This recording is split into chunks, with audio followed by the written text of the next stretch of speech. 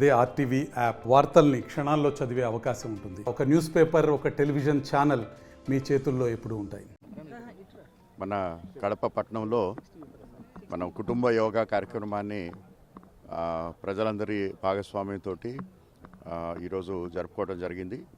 ఈ కార్యక్రమంలో కుటుంబంలో ఉన్నటువంటి పెద్దల దగ్గర నుంచి ఆ కుటుంబంలో ఉన్నటువంటి పిల్లలతో సహా ఈరోజు ఈ కార్యక్రమంలో కుటుంబ వారీగా ఈరోజు ఈ కార్యక్రమంలో పార్టిసిపేట్ చేయడం జరిగింది.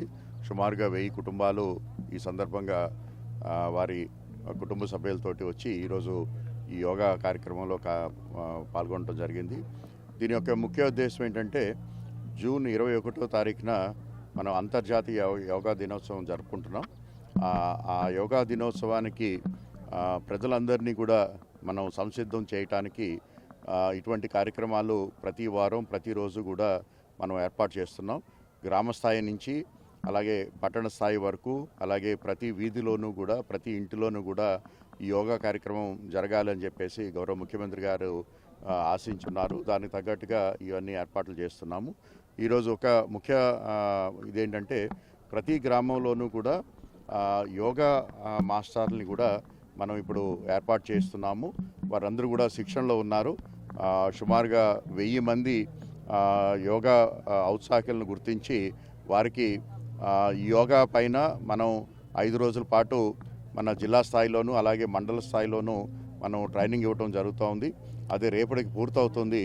రేపటి పూర్తయిన తర్వాత ఎల్లుండి నుంచి ప్రతి గ్రామంలోనూ కూడా, అంటే ఇప్పటికే ప్రతి గ్రామంలోనూ జరుగుతున్నాయి, కానీ ఇంకా ఎక్కువ మంది పార్టిసిపేట్ చేసే విధంగా ప్రతి గ్రామంలోనూ కూడా ఏదైతే భారత ప్రభుత్వం ఆయుష్ శాఖ నిర్ణయించినటువంటి ఒక యోగా విధానం ఉందో ఆ యోగా విధానాన్ని క్రమం తప్పకుండా ప్రతి గ్రామంలోనూ కూడా మనం అందుబాటులోకి తీసుకురావాలనే ఉద్దేశంతో ఈ యొక్క కార్యక్రమం చేస్తున్నాం.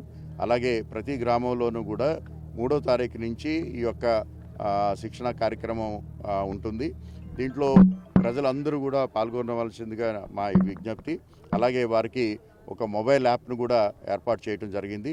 వారు మొబైల్ యాప్లో రిజిస్టర్ చేసుకున్నట్టయితే, అలాగే ఈ కార్యక్రమంలో క్రమం తప్పకుండా వారు కనీసం వారం రోజుల పాటు ఈ యొక్క యోగా కార్యక్రమానికి అటెండ్ అయినట్టయితే వారికి ఒక సర్టిఫికేట్ కూడా అందజేయడం జరుగుతుంది. అది డిజిటల్ సర్టిఫికేట్ వారు డౌన్లోడ్ చేసుకోవచ్చు.